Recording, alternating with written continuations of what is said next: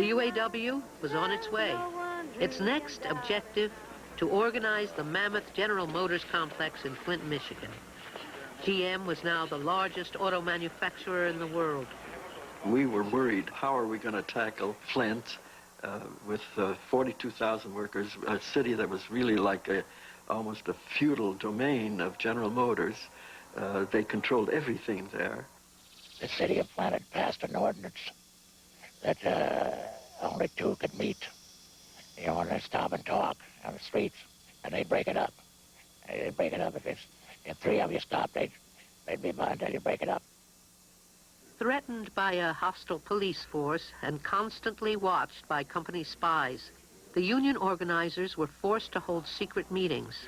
Slowly, they built a core of men they could trust. The break came one day in December. Workers at the Fisher body plant punched in as usual. An ordinary day. Then something happened.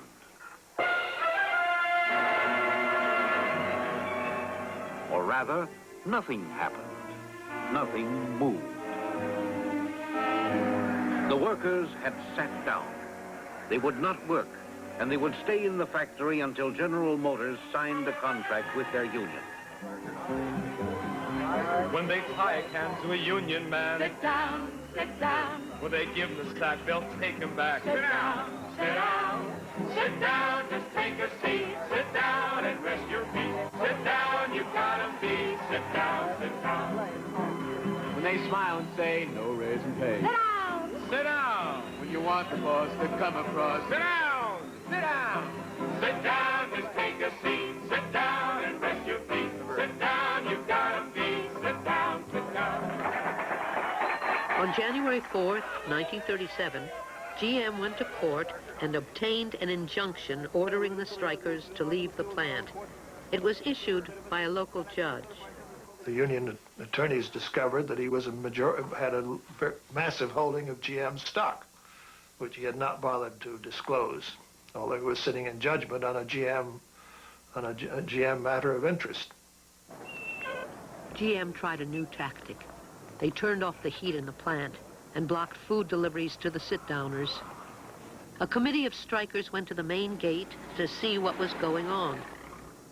And they go down. There's not a single factory policeman in view.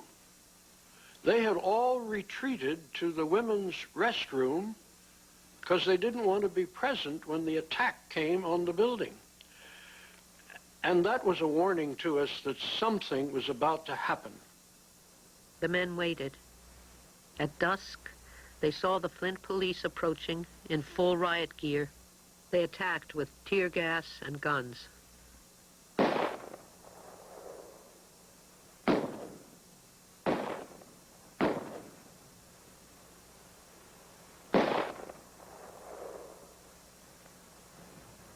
The battle lasted into the morning hours. Ironically, GM supplied the strikers weapons, slingshots fashioned from inner tubes. For ammunition, the workers used car door hinges. Each hinge weighed 1.5 pounds. 14 workers were wounded by police gunfire, but the strikers had prevailed. The police retreated to the far shore of the Flint River. The Battle of the Running Bulls was the strikers' first victory, but the strike was not over. The next day, January 12th, the strikers watched silently as the National Guard rolled into Flint and set up machine guns. And they marched the National Guards up about 100 feet from us, and the commander commanded them to fix bayonets. So they put the bayonets, and those guns were loaded, too. Those rifles were loaded. I said, you better give the command to take those bayonets off of those guns there, or we're going to march in between them, and we're going to take the bayonets off, and we're going to shove them right down their throat. Now, if you think we're fooling, you're crazy as hell. They just marched right in between the National Guard. And these National Guards, some of them in their teens. And it was 5 degrees above zero, but they were sweating. And we went back to the commander and said, now, as far as we're concerned, this is a peaceful sit-down strike. And we're here in support of that strike. And we're going to do everything necessary to see that they win the strike. We don't care if it's the National Guards or who it is. So he gave the order to take the bayonets off the rifles, stand at ease, and he told the fellas going back in a picket line. As the sit-down continued in Flint, Walter Reuther began calling support strikes at GM plants in Detroit. Cadillac and Fleetwood sat down. In Oakland, California, Atlanta, Georgia, Kansas City, Missouri, Cleveland, Ohio, and Anderson, Indiana, strikes paralyzed the General Motors operations nationwide. But GM refused to yield. As the days go by, you wonder, when the company's going to start bending. And isn't the company going to face the reality? They're going to have to recognize us. And you have all this confidence, and as days go on, you wonder how it's going to end. Is this company just going to hold out forever?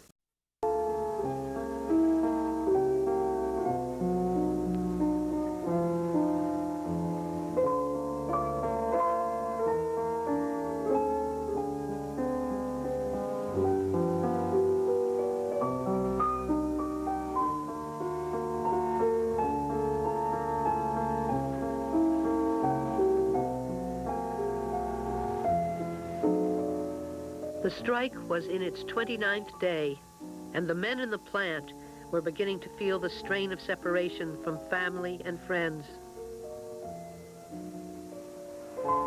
We never expected to have a strike that long. We thought, my God, how are we going to keep them in?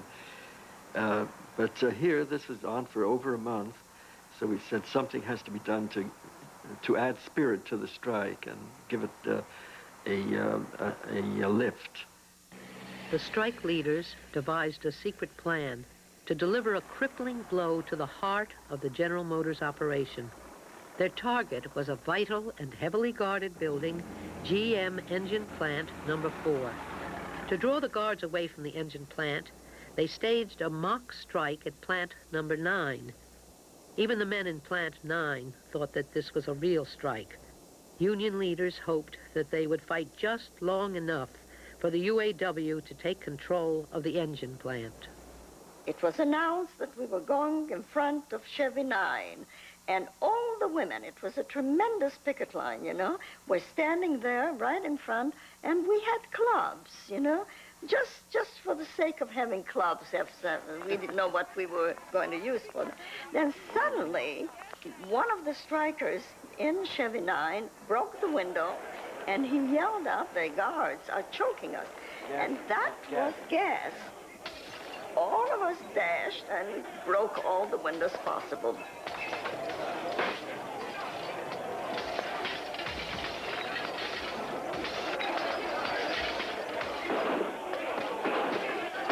The battle in Plant 9 raged for 45 minutes, and many inside were severely beaten, but the plan worked. The engine plant, left unguarded, was seized. How could anybody absolutely just fall for something like that? All right, they didn't know what was going to happen.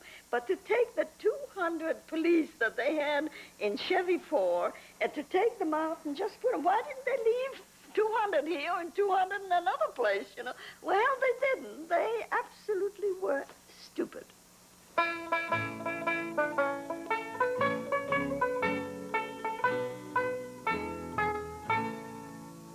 When the union's inspiration through the workers' blood shall run, there can be no power greater any. The union had forced the largest automaker in the world to the bargaining table. On February 11, 1937, General Motors and the UAW signed a single-page contract. GM was the first of the big three to recognize the union. Solidarity forever, for the union makes us strong. They have taken millions from the staff they never thought to earn. You were there for over a month, never sleeping, never eating, never knowing what was going to happen the next day, You were just sort of as if you were in a dream, really. And then suddenly it happened, they came out. You saw them coming out, you know. It was just wonderful.